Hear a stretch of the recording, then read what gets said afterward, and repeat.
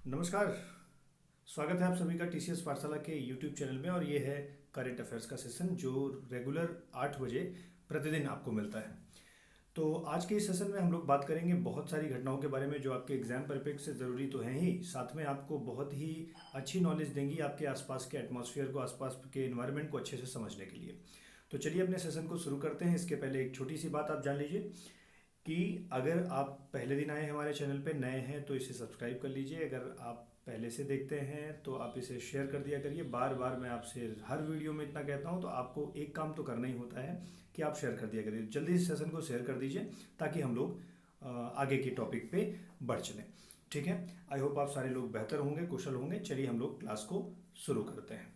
तो आज current affairs का हम लोग जो डिस्कशन लेके आए हैं ये है 29 मई का। ठीक है, 29 मई के सेशन है। 28 मई तक के सेशन हमारे प्लेलिस्ट पे पहले से हैं, आप चाहें तो उसे जा करके देख सकते हैं। रेगुलर करंट अफेयर्स में अपडेट रहना बहुत ज़रूरी है। देखिए, अगर आप समझेंगे कि जब एग्जाम आएगा तब कवर कर लेंगे तो ये मुश्किल होगा। ठीक है, और थोड़ा सा बेहतर भी नहीं होगा, कनेक्टिविटी नहीं बनेगी, रटना पड़ेगा आपको। और करंट अफेयर्स अगर आपको रटना पड़ेगा तो कहीं ना कहीं आपके लिए मुश्किल होगा। बाकी आपकी कैपेसिटी है, आपकी मर्जी है, आप जैसा चाहें वैसा जैसा ठीक समझें वैसा करें।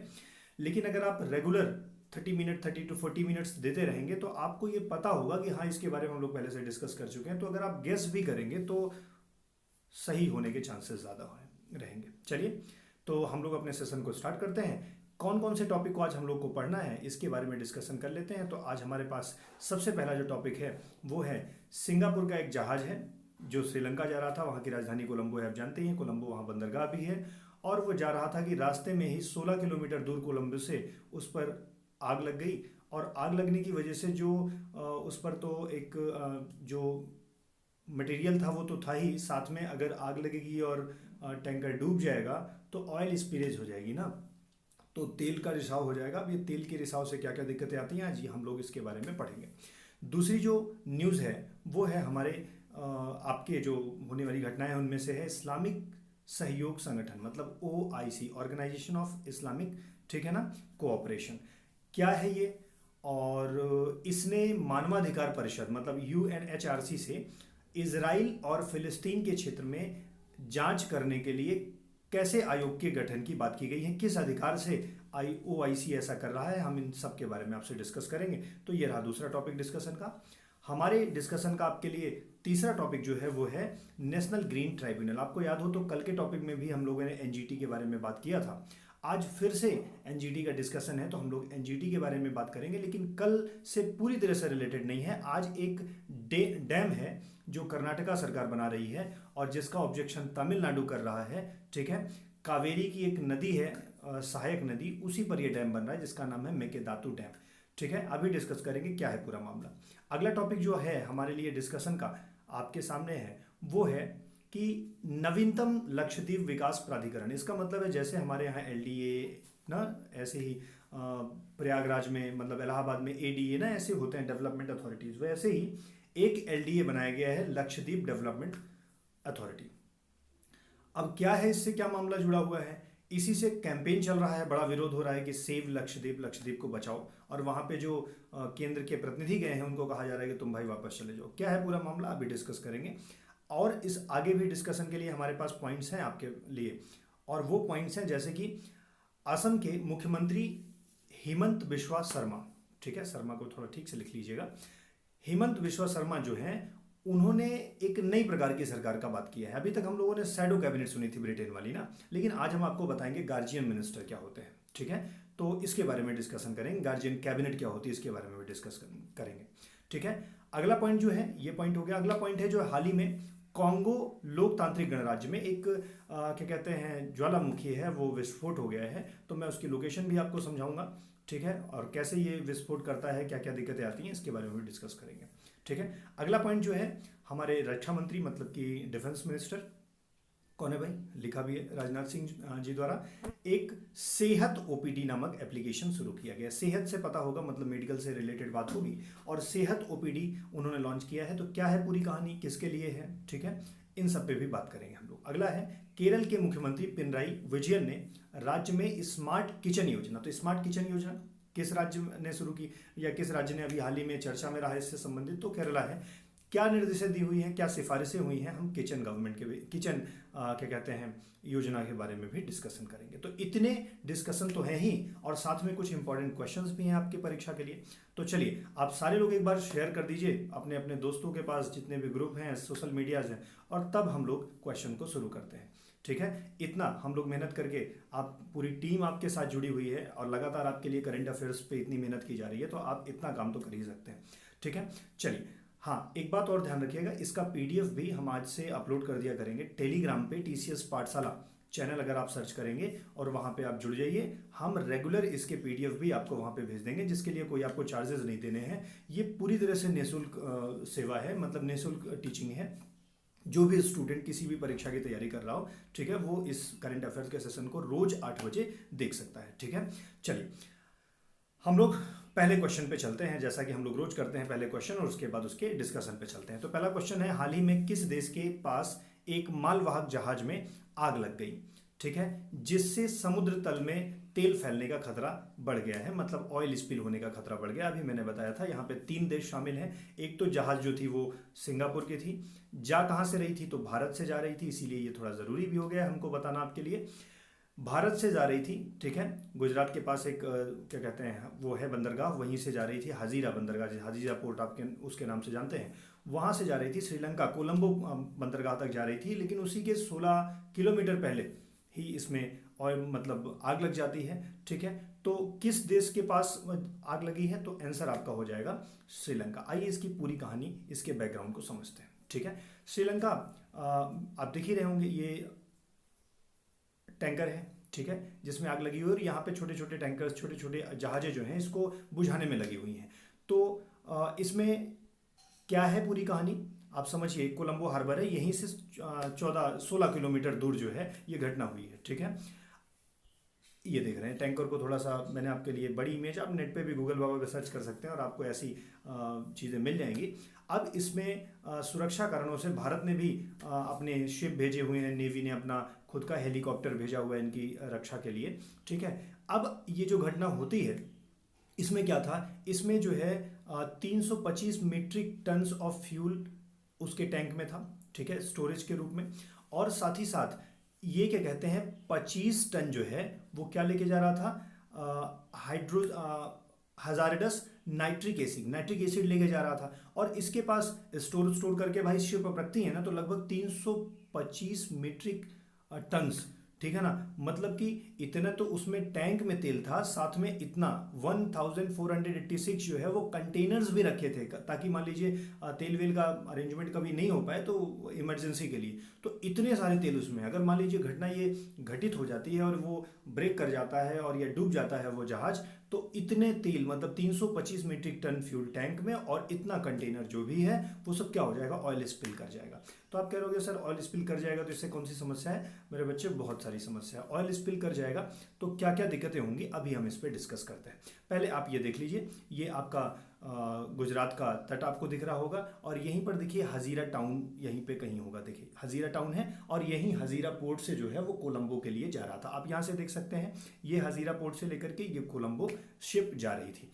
ठीक है, क्या हो रहा है ये मैंने आपको बता ही दिया। ठीक है, अब थोड़ा सा समझाते हैं क्या होता है। मान लीजिए ये ऑयल स्पिलेज हो जाता है, मतलब यहाँ पे ऑयल गिर जाता है। तो ऑयल के गिरने से क्या होता है कि ये पूरा का पूरा एक लेयर जो है वो पूरी की पूरी ऐसे उस पर फैल जाती है, पूरी लेयर में मतलब ढक लेती है उसको। तो मैं इसको और समझाने के लिए आपको एक बात समझाता हूँ। जैसे कि आप यहाँ पे जानते हैं कि पेड़ पौधों को सुरक्षित रखना बहुत ज़रूरी है, नहीं तो मानव जीवन खतरे में हो जाएगा। ऐसा ही पूरा वातावरण, ऐसा ही पूरा जीव का जो आवरण है वो मरीन भी है, मतलब कि इस समुद्र के तल के नीचे भी है, वहाँ पे भी मछलियाँ हैं, वहाँ पे भी छोटे कीड़े हैं, वहाँ पे भी क्या कहते हैं मरीन प्लांट्स हैं। ठीक है, तो अब आपके मन में आ रहा होगा सर ये मरीन प्लांट्स उसके अंदर कैसे रहते हैं ना, तो भाई वैसे ही रहते हैं जैसे कि हम लोग ऊपर वातावरण बना के रखें। इनको क्या चाहिए, इनको सूर्य की रोशनी चाहिए। ठीक है, और इससे क्या करेंगे, ये सिंथेसिस करेंगे और क्या कहते हैं फूड बनाएंगे। वैसे ही जब सूर्य की रोशनी पड़ती है तो वो लगभग 165 मीटर तक पेनिट्रेट करके जाती है, ना, कुछ जगह पे ज़्यादा कुछ जगह पे कम, लेकिन मैक्सिमम 165 मीटर्स पे जाती है। तो बहुत सारी, आप कहोगे सर 165 से ज़्यादा मीटर तो वो क्या कहते हैं ओशियन गहरा हो सकता है, तो बिल्कुल हो सकता है। तो बहुत सारे प्रजातियां ऐसी होती हैं जो बिना जड़ के मतलब तैरती रहती हैं, और कुछ जो समुद्र तल का छिछला हुआ तल रहता है वहाँ पे कुछ जमीन पे भी रहती हैं। तो वो सारे जो क्या कहते हैं पौधे हैं, उनको पेनिट्रेशन से क्या मिलता है, लाइट मिलती है, और वो फोटोसिंथेसिस करते हैं। तो उनको छोटे कीड़े खाते हैं, फिर छोटे मछलियों को बड़ी मछलियां खाती हैं, और ऐसे ही पूरा का पूरा चक्र जो है, जीवन चक्र चल रहा है। कहाँ पे, समुद्र में भी चल रहा है, उसके अंदर चल रहा है। अब ये ऑयल स्पिलेज हो जाएगा, और ऑयल अगर फैल गया तो ऑयल फैल जाएगा तो क्या हो जाएगा, पेनिट्रेशन बंद हो जाएगा उसका धूप का, और धूप जब उसके अंदर नहीं जा पाएगी तो इनको क्या नहीं मिलेगा, इनको ऊष्मा नहीं मिल पाएगी, मतलब सूर्य की किरण नहीं मिलेगी, फोटोसिंथेसिस नहीं कर पाएंगे, ये अपना खाना नहीं बना पाएंगे, ये मर जाएंगे, छोटी मछलियां मर जाएंगी, फिर संकट बड़ी मछलियों पे भी आ जाएगा। ठीक है, तो इस तरीके से बहुत ज़रूरी है कि ऑयल स्पिलेज को ना होने दिया जाए। अब जैसे आप मेडागास्कर का रीजन देख रहे हैं, वहाँ पे ऑयल स्पिलेज की घटना अक्सर होती रहती है। अब ये ऑयल स्पिलेज को हटाने के भी कई सारे तरीके हैं। अभी तो हाल ही में खोज हुई थी, बैक्टीरिया के माध्यम से इनको हटाया जाता है। कभी कभी कुछ बॉल्स ऐसी लगा दी जाती हैं ताकि ऑयल जो है वो आगे जाए ही ना, तट पे ही रह जाए। तो ऑयल स्पिलेज कहीं ना कहीं जीव मंडल के लिए, जलीय जो जीव हैं उनके लिए बड़ा ही खतरनाक। इतना ही नहीं होता, कभी कभी मछलियाँ क्या होती हैं, वो जब तैरते हुए जाती हैं तो उनकी स्किन पे जो है वो ऑयल लग जाता है। अब उनको जब ऑक्सीजन लेना होता है, स्किन उनके जो गलफड़े होते हैं वहाँ से, तो उनको उसमें दिक्कत होने लगती है। कभी कभी कुछ पक्षी होते हैं वो उतरते हैं पानी पे, और उतरने के बाद फिर उड़ना चाहते हैं, लेकिन वो ऑयल उन पे चिपक जाने की वजह से वो ठीक से उड़ नहीं पाते और फाइनली उनकी डेथ हो जाती है। तो इस तरह से बहुत ही नुकसान है, पर्यावरणीय नुकसान तो बहुत ही ज़्यादा है। ठीक है, तो आपको क्वेश्चन का आंसर मिल गया कि श्रीलंका देश में था, सिंगापुर का जहाज था, भारत में हजीरा बंदरगाह से कोलंबो के लिए जा रहा था। मुझे लगता है अब अगर आपसे पूछा जाएगा तो आप इसको अच्छे से कर लेंगे। चलिए आइए बढ़ते हैं दूसरे क्वेश्चन की तरफ। ठीक है, दूसरा क्वेश्चन है आपके सामने, क्वेश्चन को ध्यान से पढ़िए। क्वेश्चन में दिया है कि हाल ही में किस संगठन ने संयुक्त राष्ट्र मानवाधिकार परिषद से, मतलब कि कौन सा ऐसा संगठन है जिसने यूएनएचआरसी से, ठीक है, मानवाधिकार उल्लंघन रिपोर्ट करने के लिए एक अस्थायी आयोग घोषित किया है। उन्होंने कहा है इजराइल और गाजा में जो अभी विवाद चल रहे थे, मैंने आपको बताया था कि इजराइल और क्या कहते हैं फिलिस्तीन का मामला चल रहा था, और फिर उसके बाद गाजा की तरफ से हमास के जो संगठन वाले थे वो इजराइल पे बमबारी करते हैं, फिर इधर से इजराइल भी जो है वो उस अपनी सुरक्षा में बमबारी करता है और वहाँ की बहुत सारी बिल्डिंगें गिरा देता है। तो उसी के मामले में मानवाधिकार का उल्लंघन हुआ है। इसके लिए जो एक संगठन है उसने यूएनएचआरसी से कहा है, मानवाधिकार आयोग से कहा कि आप इसके लिए पैनल बनाइए और जांच करिए। ठीक है, तो वो कौन सा संगठन है, तो वो संगठन है OIC, organisation of Islamic corporation. बड़ी मज़े की बात है, मैं आपको एक कहानी बताता हूँ। ये जब आपको पता है जब इजराइल बना था, ये प्रथम विश्व युद्ध के बाद की बात है, और तब जो है अचानक से इजराइल के फॉर्मेशन के बाद जो आसपास के देश थे इस्लामिक ना, वो उसके विरोध में आ गए थे। तो वहाँ पे युद्ध हुआ था और इजराइल ने पूरे के पूरे इस्लामिक कंट्रीज़ को, 6 कंट्रीज़ हैं आसपास के, सबको हरा दिया था। तो उसी के बाद ना उन लोगों ने एक संगठन बनाया था, और तभी जो संगठन बना था वही संगठन है ऑर्गेनाइजेशन ऑफ इस्लामिक कोऑपरेशन। इसका मेन उद्देश्य ही इजराइल से फिलिस्तीन को न्याय दिलाना था, मतलब ये फिलिस्तीन के लिए ही संगठन का निर्माण किया गया था। ठीक है, और ये एक तरह से देखा जाए तो यूएनओ के बाद सेकेंड लार्जेस्ट जो है वो संगठन है, इतना बड़ा संगठन है। तो इसी ने मानवाधिकार आयोग से कहा है। आप देखते हैं सऊदी अरेबिया जो है इसका बहुत ही डोमिनेंट वो मेंबर है। ठीक है, और वो इसकी अध्यक्षता भी अक्सर करता रहता है।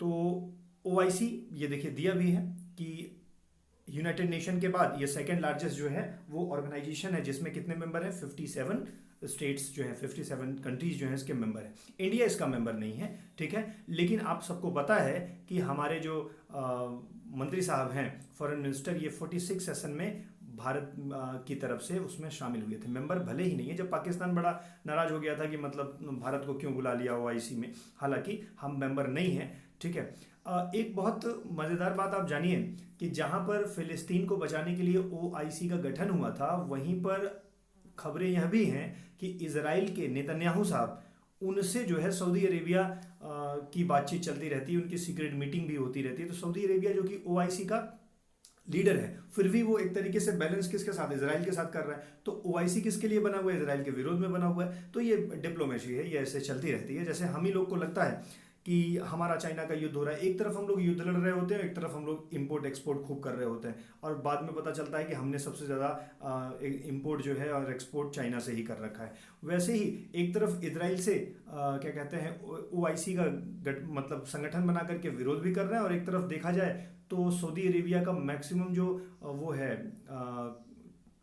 जो हथियार बोलते हैं ना, बहुत सारी ऐसी चीज़ें हैं जो इजराइल से इंपोर्ट होती हैं। तो एक चीज़ देखो, दुनिया में दिखता कुछ और है और होता कुछ और रहता है। मतलब हमारा जो दुनिया है वो एक तरीके से सेंटीमेंट से नहीं, किससे चल रहा है, वो पैसे से चल रहा है, व्यापार से चल रहा है। व्यापार is more important than anything by the way. ठीक है, ओआईसी के बारे में आपने देखा। ठीक है, it was established upon a decision of the historical summit which took place in Rabat. ठीक है, मोरक्को के किंगडम रबात में जो है इसका गठन हुआ था 1969 में। ठीक है, चलिए यूएनएचआरसी के बारे में थोड़ी सी जानने की इच्छा हो, देख लीजिए। ये नजर शामीन जी जो है वो हैं, जिनेवा स्विट्जरलैंड इसका हेडक्वार्टर है। ठीक है, और ठीक है, बस इसके बारे में और जानने की क्या ज़रूरत है, ज़्यादा आपको जानना भी नहीं, ज़रूरी तो है बट एक्स्ट्रा जान लेंगे तो कोई एग्जाम में नहीं आएगा तो कोई मतलब नहीं है। ठीक है, तो मैंने इसके बारे में आपसे बात कर ली है। ये डॉन देख लीजिए, पाकिस्तान वाले अपने अखबार का भी नाम वैसे ही रखते हैं, हालांकि इस डॉन का मतलब वो नहीं है जो आप समझ रहे हैं, लेकिन ये डॉन नामक जो अखबार है पाकिस्तान का, इसमें भी छपा था कि ओआईसी ने कहा है यूएन से कि एक बॉडी बनाओ स्क्रूटनी के लिए, इजराइल ने जो ह्यूमन राइट का उल्लंघन किया है उसकी जाँच के लिए एक कमेटी बनाई है। ठीक है, तो क्वेश्चन का आंसर तो आपको मिल ही गया था। चलिए हम लोग चलते हैं, ये आपके लिए है, आपका मन करे तो पढ़ लीजिएगा। पीडीएफ लेने के लिए आप टेलीग्राम से जाकर के पीडीएफ ले सकते हैं। ठीक है, और रोज का पीडीएफ ले सकते हैं, there is no cost for it. Question number 3 है आज के लिए, और ये क्वेश्चन है, हाल ही में एनजीटी ने मेकेदातु बांध निर्माण उल्लंघन पर पैनल का गठन किया है। ठीक है, बांध किस राज्य में स्थित है, तो मैंने आपको ये बताया था कि कर्नाटका राज्य में स्थित है। कर्नाटका और तमिलनाडु का विवाद भी है। एक्चुअली हम लोग जानते हैं कि जो कावेरी नदी है वो कर्नाटका से होते हुए तमिलनाडु और फिर जाकर के बंगाल की खाड़ी में गिरती है। तो कर्नाटका की ही एक जो क्या कहते हैं सहायक नदी है जिसे हम बोल सकते हैं। देखिए, अगर एक बात तो आप सभी को पता है, जैसे मैं यहाँ पे समझाऊं, अगर ये मान लीजिए कावेरी नदी है और इसकी जो भी सहायक नदियां होती इन सबको मिला के बेसिन बोला जाता है। तो ये कहा गया कावेरी नदी के बेसिन पे, मतलब उसकी सहायक नदी पर एक बांध बन रहा है, और ये जो बांध बन रहा है इसका ऑब्जेक्शन कौन कर रहा है, वो कर रहा है कौन, तमिलनाडु। अब ये देखिए, ये वो है क्या कहते हैं नदी का मतलब आगमन स्थल है। आप देखेंगे अगर यहाँ पे बांध बन जाएगा तो ये जितने भी जगह हैं ये सब पूरी भर जाएंगी। ठीक है, तो कर्नाटका यह काम कर रहा है। अब इस पे बड़ी दिक्कत है, देखो समझो बात।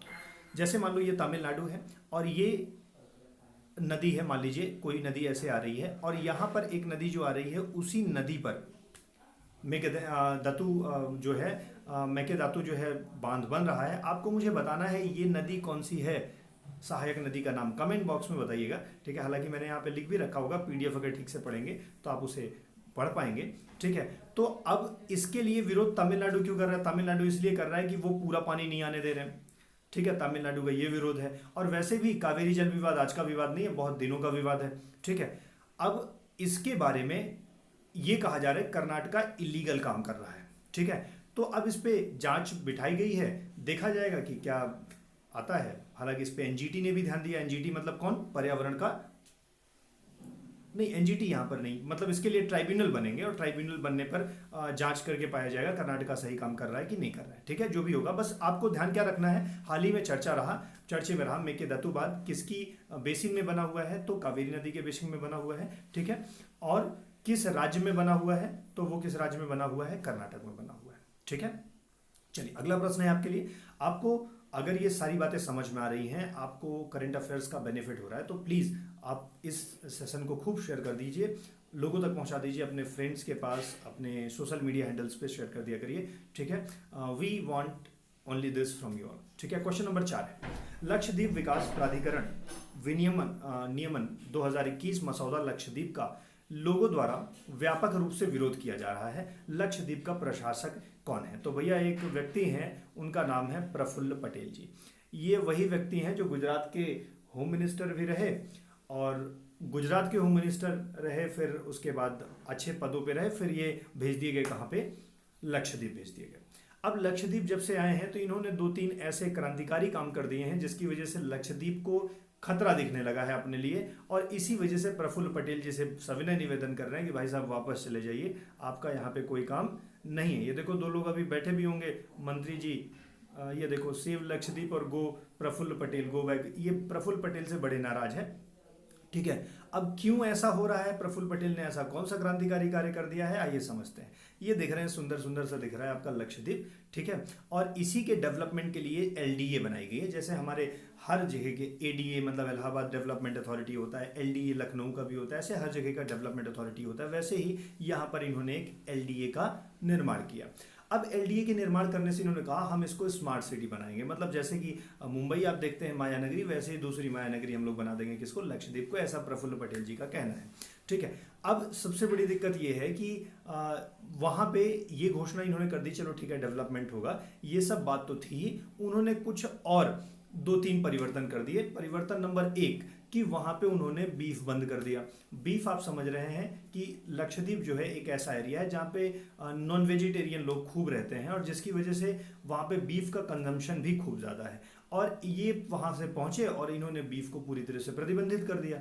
और जबकि वहाँ पे वाइन प्रतिबंधित है, मतलब कि शराब प्रतिबंधित है, और ये गुजरात से गए थे तो इनको लगा कि भाई प्रफुल्ल पटेल गुजरात से आ रहे हैं तो शराब वराब पे तो काम करेंगे नहीं, लेकिन प्रफुल्ल पटेल जी जाकर के वहाँ पे उल्टा काम करते हैं, और उन्होंने कहा कि शराब, टूरिस्ट लोग आएंगे तो उनको शराब पीने के लिए चाहिए, नहीं तो आएंगे ही नहीं, तो उन्होंने शराब की व्यवस्था वहाँ कर दी, बीफ को बैन कर दिया। तो इसका मतलब देखो, एक तो उन्होंने क्या कर दिया, नॉन वेजिटेरियन आइटम को हटा दिया, उन्होंने लीकर वहाँ पे दे दिया, और एक बना दिया गुंडा एक्ट। गुंडा एक्ट का मतलब है कि किसी भी व्यक्ति को, जैसे आप आज का मान लीजिए वो 1919 में कौन सा आया था जिसको गांधी जी ने बिना वकील बिना दलील, रोलेक्ट एक्ट ना, तो वैसे ही रोलेक्ट एक्ट टाइप का कि मतलब जिसको चाहेंगे बिना नोटिस के गिरफ्तार कर लेंगे। अब ये तो बड़ी परेशानी हो गई। उसके साथ ही साथ एक चीज़ और इन्होंने कह दिया, भैया इलेक्शन वही लड़ पाएगा जिसके 2 बच्चे होंगे, 2 से ज़्यादा होंगे तो नहीं लड़ पाएगा। तो इसका बड़ा विरोध होने लगा कि बीजेपी का आदमी आया है तो एंटी बीजेपी वालों से, जिनके पास 2 से ज़्यादा बच्चे उनको इलेक्शन नहीं लड़ने देता। ऐसी बहुत सारी कंट्रोवर्सी हो गई। अब इसमें बहुत सारी बातें इस बात पे आ गई कि भैया वहाँ पे जो है आप इतना जो एक्शन लिए हैं, उन एक्शन में क्या इनकी सच में ज़रूरत है? ठीक है, तो इनकी उतनी ज़रूरत नहीं है जितना कि मेजर्स वहाँ ले लिए गए हैं, क्योंकि अभी वहाँ पे न तो उतना ज़्यादा पोल्यूशन है, ठीक है, ना तो उतनी ज़्यादा समस्या है, तो वहाँ पे इतना ज़्यादा स्ट्रिक्ट मेजर लेने की कोई बहुत ज़रूरत नहीं थी। ठीक है, थोड़ी सी लक्षद्वीप के बारे में भी बात जान लीजिए। 36 कोरल आइलैंड्स हैं, ठीक है ना, कोरल है, जबकि ज्वालामुखी वाला आइलैंड कहाँ है हमारे पास? वहाँ पे बे ऑफ बंगाल में। ठीक है, कुल 32 स्क्वायर किलोमीटर में फैला हुआ है, और जिससे केवल 10 ही ऐसे आइलैंड है जहाँ पर लोग रहते हैं। ठीक है, और जिनमें से 6 किसके लिए ओपन किया गया है? टूरिज्म के लिए ओपन किया गया है। ठीक है, हाँ, इसके बारे में भी जान लीजिए।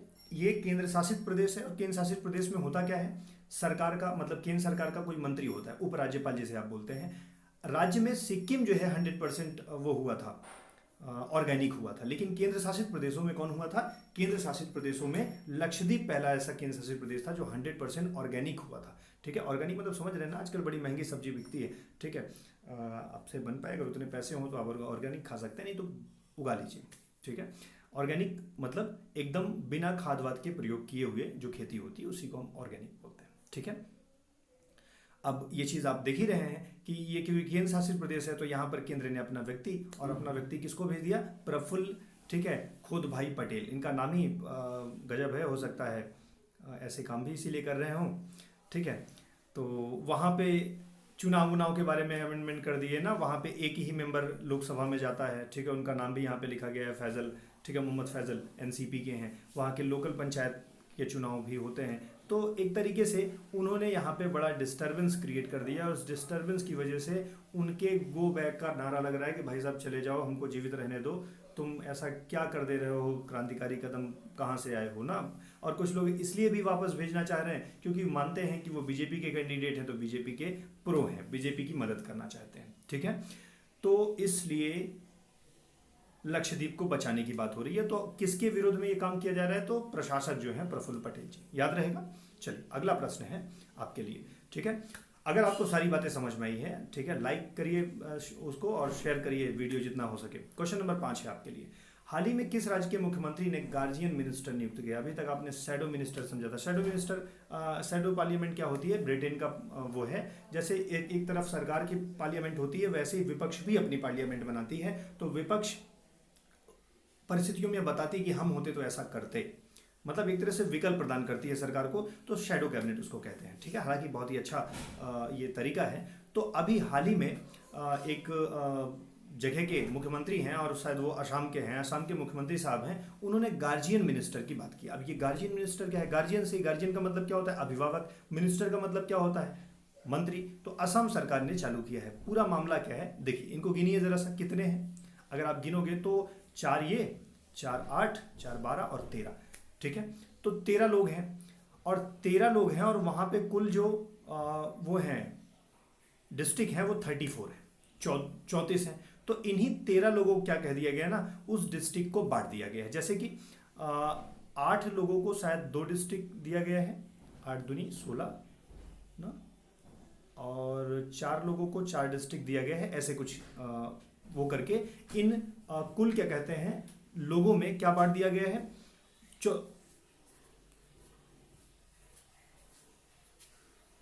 34 डिस्ट्रिक्ट्स में उनको बांट दिया गया है, और उनके डेवलपमेंट की जिम्मेदारी भी उन्हीं मंत्रियों को दे दिया गया है। एक तरीके से जैसे मानिए कि अगर 5 लोग के बीच में 10 क्या कहते हैं वहाँ का डिस्ट्रिक्ट है, मतलब जिले हैं, तो वो 10 जिलों के डेवलपमेंट की जिम्मेदारी किसकी होगी? और वो होगी केरला की, वो क्या कहते हैं उस मिनिस्टर की। ठीक है, इसी पद्धति को क्या कहते हैं? गार्जियन मंत्री।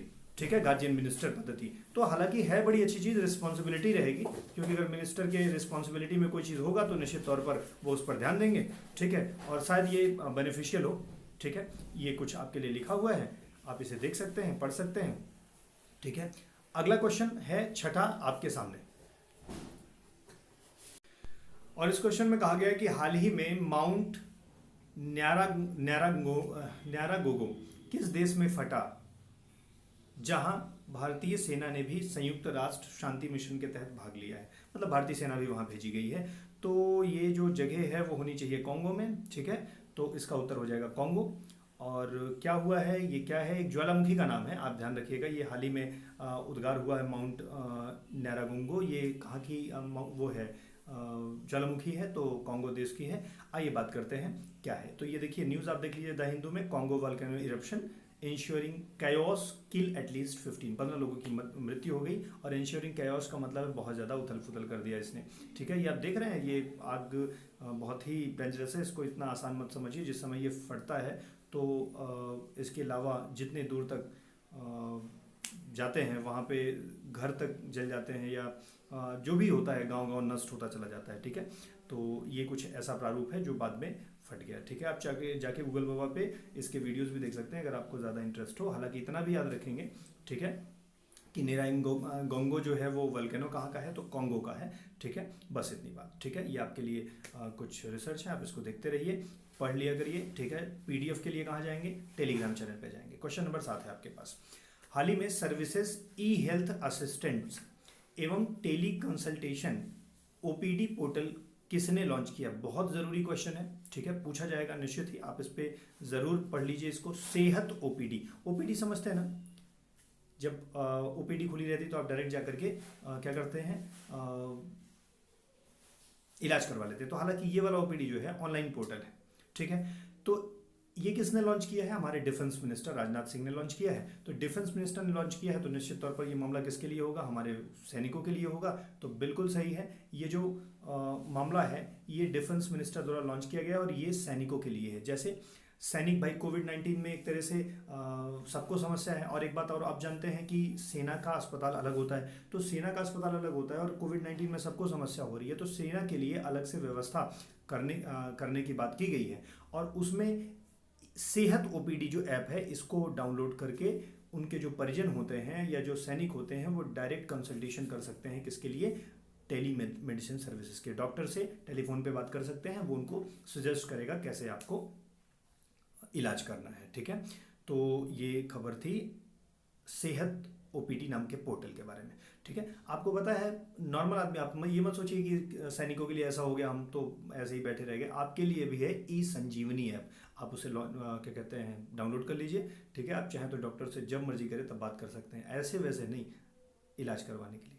ठीक है, मतलब जब आप उस पर प्रोसेस है, आप लॉग इन करेंगे, then you will call, waiting पे जाएगा and then you will be connected.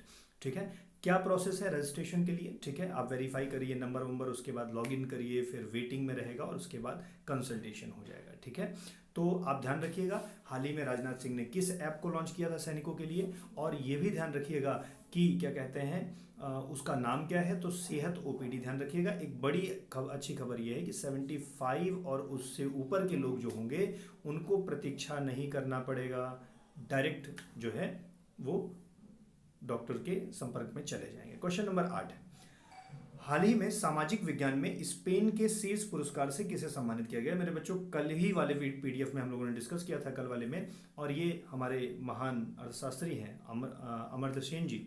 ठीक है, इन्हीं को दिया गया है, स्पेन का ये शीर्ष पुरस्कार है। ठीक है, तो चलिए ये अमर्त्य सेन के बारे में थोड़ी सी बातें हैं, आप देख लीजिएगा। वर्तमान समय में ये कहाँ हैं, एक क्या कहते हैं किसी यूनिवर्सिटी में हैं जो पढ़ा रहे हैं, ये Trinity college eight Cambridge university. ठीक है, तो इन्हें नोबेल प्राइज़ भी मिल चुका है, 6वां नोबेल प्राइज़ इनको मिला था। हमारे यहाँ पहला नोबेल प्राइज़ किसको मिला था, रविन्द्रनाथ टैगोर जी को गीतांजलि के लिए मिला हुआ था। ठीक है, तो भारतीय अर्थशास्त्री और नोबेल प्राइज़ विजेता अमर्त्य कुमार सेन को सामाजिक विज्ञान श्रेणी में प्रिंसेस ऑफ आस्टूरियस अवार्ड, याद रखिएगा, ये स्पेन का एक तरह से जैसे हमारे यहाँ भारत रत्न होता है वैसे ही यहाँ का स्पेन का है। ठीक है, तो 20 देशों को 41 उम्मीदवारों को दिया गया है, उसी में से एक व्यक्ति हमारे यह भी चुने गए हैं। ठीक है, अच्छा प्रश्न है, कल भी आया था, आज भी डिस्कशन में था। अगला क्वेश्चन आपके लिए है, which state has recently announced a secretary level committee to formulate kitchen smart scheme. एक कौन सा राज्य है जिसने स्मार्ट किचन योजना चालू किया है। आप स्मार्ट किचन योजना याद रखिएगा, और आपको मर्जी करेगा तो आप उस राज्य को याद रखिएगा। मेरे हिसाब से ये राज्य केरला होना चाहिए। आइए हम लोग देख लेते हैं, केरला ही है शायद, केरला सीएम, राइट। तो केरला के जो चीफ मिनिस्टर हैं उन्होंने कहा है कि स्मार्ट किचन स्कीम को जुलाई से लॉन्च कर दिया जाएगा। ठीक है, चलिए, स्मार्ट किचन स्कीम के तहत जो है वो अगर दुकान खोलना चाहती हैं जो महिलाएं हैं उनके लिए लोन वोन का प्रावधान दिया जाएगा। ठीक है, अगला क्वेश्चन है 10वां, हाल ही में धारावी मॉडल चर्चा में। आपको याद आना चाहिए गुजरात मॉडल जिससे मोदी जी हमारे प्रधानमंत्री बने थे। तो धारावी मॉडल जो है, एक तरीके से देखा जाए तो जैसे गुजरात मॉडल बड़ी चर्चा में रहा, वैसे ही धारावी मॉडल हाल ही में चर्चा में है। धारावी मॉडल है क्या, ठीक है, निश्चित ही कुछ यूनिक चीज़ होगी, बढ़िया चीज़ होगी, तभी ये बहुत चर्चा में आई है। तो धारावी मॉडल के बारे में बात करते हैं। तो धारावी आप जानते ही हैं, धारावी कहाँ है, तो मुंबई में है। ठीक है, ये तो आप कई बार चैनल वैनल में वो पिक्चर में पढ़ ही लेते होंगे, मतलब सुन ही लेते होंगे। धारावी कहाँ है, मुंबई में। पूरी कहानी क्या है ये समझिए। ये देखिए मुंबई का दर्शन आप करिए, ये मुंबई मान लीजिए है। ठीक है, और ये तो मान लीजिए बड़ी बड़ी बिल्डिंगें हैं, लेकिन इसी के जस्ट नीचे देखा जाए तो बहुत सारी स्लम एरियाज़ हैं। ठीक है, मैंने उसका पिक्चर नहीं लिया है, ऐसे ही आप कंसीडर कर लीजिए कि इसके नीचे लगभग माना जाता है कि 3 किलोमीटर ऐसे और 3 किलोमीटर ऐसे, ये इतनी दूर में लगभग स्लम एरियाज रहते हैं। बहुत ज़्यादा कंजस्टेड तरीके से लोग रहते हैं और ये बहुत दिनों से रह रहे हैं। अब ऐसे कंजस्टेड एरिया में आपको पता है कि इस बार का कोविड-19 का दूसरी लहर जो है वो मुंबई से ही चालू हुई थी। अब ऐसे कंजस्टेड एरिया में लोगों को कोविड का टीका लगाना या उनका इलाज करवाना ये बहुत ही मुश्किल बात है, लेकिन महाराष्ट्र सरकार ने ऐसी बात कर दिखाई कि धारावी मॉडल ही प्रचलित हो गया। क्या हुआ, उन्होंने 4 टी के बारे में बात किया। उन्होंने 4 टी के बारे में मतलब कहा, पहले ट्रेस करो ना बीमार जो हो, फिर ट्रैक करो, और फिर उसके बाद टेस्ट करो, फिर उसके बाद ट्रीट करो। ऐसा नहीं कि मतलब ऐसे कोई चमत्कार हो गया, उन्होंने इस पूरी प्रक्रिया को अच्छे तरीके से 4T मॉडल को चलाया धारावी मॉडल में। और इस 4T मॉडल के माध्यम से क्या किया, धारावी में जो केसेस हुए वो लगातार कम होते चले गए। आप देख सकते हैं कि धारावी में जो शुरुआत में केसेस थे वो लगभग कितने थे, 6398 थे। ठीक है, सॉरी 6802 थे, और जिसमें से 6398 मतलब लगभग 6400 लोग रिकवर कर गए, 354 लोगों की डेथ हो गई। हालांकि डेथ भी कम नहीं है, रेशियो बहुत ज़्यादा है, लेकिन इतने लोग मर गए और इतने लोग रिकवर कर गए। ठीक है, तो इस तरीके से ये बहुत ही जल्दी रिकवरी है किसी एक ऐसी जगह पे, कंजस्टेड जगह पे, जहाँ पे ये पॉसिबल नहीं था। ठीक है ना। तो एक तरीके से ये पूरा का पूरा प्रावधान किया गया कि उनको स्क्रीनिंग खूब की गई, क्वारंटीन किया गया सबको। ठीक है, और उनकी क्या कहते हैं, टेस्टिंग की गई कोविड पेशेंट्स की। अब जो लोग टेस्ट करते समय पॉजिटिव मिले उनको हॉस्पिटल जो आइसोलेशन सेंटर थे वहां भेज दिए, जो लोग नेगेटिव मिले उनको क्वारंटाइन सेंटर्स में भेज दिया। ठीक है, और इस तरीके से पूरे के पूरे मामले पर कंट्रोल लाया गया है। ठीक है, तो धारावी मॉडल किससे जुड़ा है? कोविड-19 के कंट्रोल से। 4T मामला भी, फॉर्मूला भी इसी से जुड़ा हुआ है। 4T फॉर्मूला किसकी चर्चा में है? तो कोविड-19 के कंट्रोल से और धारावी मॉडल से संबंधित है। चलिए, अगर आपको ये चीजें बहुत आसानी से समझ में आ गई हैं तो आप खुश रहिए और अगले क्वेश्चन को पढ़िए। किस सरकार ने राज्य की ऑक्सीजन जरूरतों को पूरा करने के लिए मिशन ऑक्सीजन सेल्फ रिलायंस योजना शुरू की है? तो धारावी मॉडल अगर आपको याद है तो आपको ये भी याद रहना चाहिए, महाराष्ट्र सरकार है। आपने देखा होगा इस बार बहुत सारे राज्य ऑक्सीजन की बड़ी मांग कर रहे थे। महाराष्ट्र से इतनी कुछ ज्यादा मांगे नहीं आई हैं, तो महाराष्ट्र सरकार ने अपनी खुद पे रिलायंस, ये रिलायंस कंपनी नहीं है, रिलायंस का मतलब है खुद पे डिपेंडेंसी, तो सेल्फ रिलायंस योजना शुरू की है ऑक्सीजन के बारे में, वो महाराष्ट्र है। ठीक है, आप देखेंगे तो ये इनको तो आप पहचानते ही होंगे। ठीक है, और ये ऑक्सीजन भी है, इस बार तो आप समझ ही गए होंगे ऑक्सीजन का क्या महत्व है। तो ये ऑक्सीजन और ये महाराष्ट्र के चीफ मिनिस्टर। ठीक है, चलिए, तो इस तरीके से हाँ, इसमें क्या हुआ था कि सरकार ने प्रोत्साहित किया था कि जैसे तुम्हारे पास 100 रुपए हैं तो सरकार 50 रुपए देगी, तुम अपनी मतलब जो आपकी पूंजी है उससे ज्यादा 150% लगा करके अपना बिजनेस करो, जितना तुम्हारे पास उतना कुछ हम भी लगा देंगे 50%। ठीक है, तो इस तरीके से यह योजना भी बड़ी कार्यरत रही। महाराष्ट्र के बारे में कुछ खबरें हैं, आप जान लीजिए, ये आप जानते होंगे वैसे। महाराष्ट्र की राजधानी क्या है? ठीक है, राज्यपाल वर्तमान में कौन है? भगत सिंह कोश्यारी जी हैं, और चीफ मिनिस्टर की फोटो अभी मैंने दिखाई थी। लोकसभा की सीटें इतनी हैं, राज्यसभा की सीटें 19 हैं, विधानसभा की सीटें कितनी हैं आप ध्यान रखिएगा। लेजिस्लेटिव काउंसिल में, विधान परिषद में कितनी सीटें जाती हैं, और सबसे ज़रूरी बात जो ध्यान रखिएगा वो ध्यान रखिएगा, यहाँ पे चंदौली, ठीक है ना, गोगामल, ये सब जो वो हैं, नवागांव, पेंच, ये संजय गांधी और पेंच कई बार पूछा गया है, ये नेशनल पार्क है, राष्ट्रीय उद्यान है। चलिए आगे बढ़ते हैं, question number 12। Who backs any international award? बहुत बढ़िया, बहुत इंपॉर्टेंट क्वेश्चन है, आपसे पूछा जरूर जाएगा। आप इसको एक नोट्स बनाते चलिए, पीडीएफ तो आपको मिलेगी ही, लेकिन उसमें से जो बहुत जरूरी क्वेश्चन उनकी नोट्स बनाइए, तो पीडीएफ ही आप सेव करके रखिए और उसके प्रिंट आउट्स रख लीजिएगा, जैसे आपकी मर्जी करे।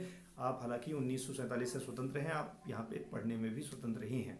ठीक है, तो मैं आपसे बात कर रहा था कि किसको एनी अवार्ड मिला है। तो सबसे पहले जानिए एनी अवार्ड होता क्या है। एनी अवार्ड एक तरह से नोबेल प्राइज मान लीजिए ऊर्जा के क्षेत्र में, ऐसे ही मतलब बताने के लिए कह दिया जाता है। ऊर्जा नोबेल देखते हैं मतलब कुछ इंपॉर्टेंट आ जाता है, तो वैसे ही ऊर्जा के क्षेत्र में दिया जाने वाला एनी इंटरनेशनल अवार्ड है। ठीक है, मिला किसको है? CNR राव को मिला है। कौन है ये? हमारे वैज्ञानिक साहब हैं। ठीक है, CNR राव जो है ये वैज्ञानिक हैं, और इनको ऊर्जा के क्षेत्र में क्या मिला है? पुरस्कार मिला हुआ है।